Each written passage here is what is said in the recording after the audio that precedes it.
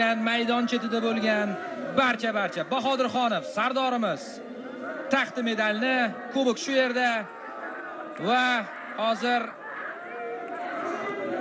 Mo'minxon oldi.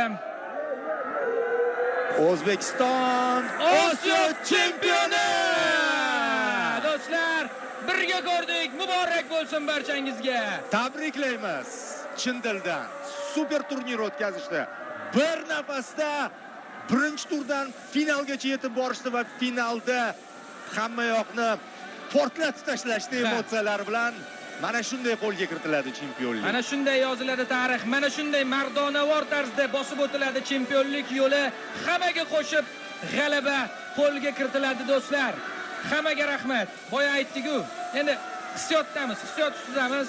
Balki nimanidir esdan chiqargandirmiz, lekin eng asosiysi bu onlar